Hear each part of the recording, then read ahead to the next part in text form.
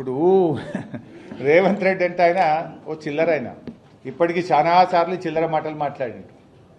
ఆయన మాటకు క్రెడిబిలిటీ ఉంది అసలు.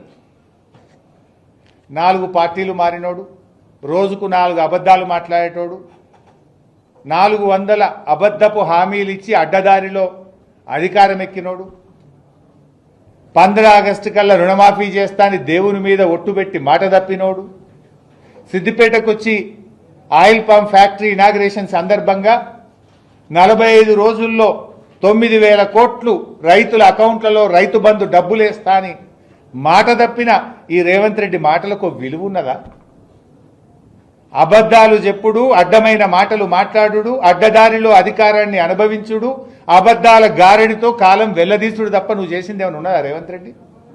దేవుని మీద ఒట్టుబెట్టి కనబడ్డ దేవుని మీద ఒట్టుబెట్టి రుణమాఫీ ఎగబెట్టింది నువ్వు కాదా?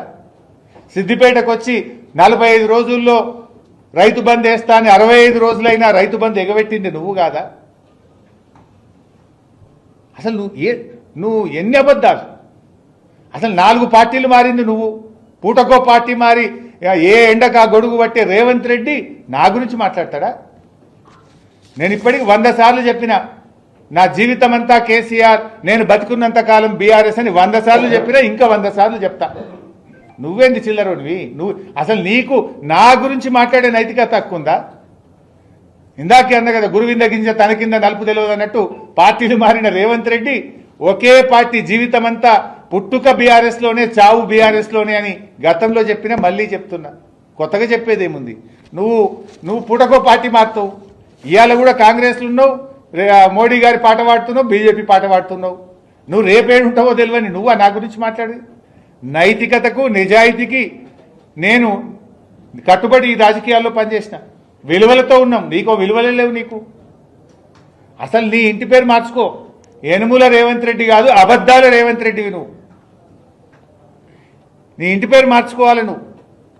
ఎన్నికలప్పుడు నువ్వు చెప్పినటువంటి అబద్ధాలు నమ్మే ప్రజలు మోసపోయిండ్రు. ఇవాళ ముఖ్యమంత్రి కుర్చీలో కూర్చొని కూడా అబద్ధాలే మాట్లాడుతున్నావు నువ్వు.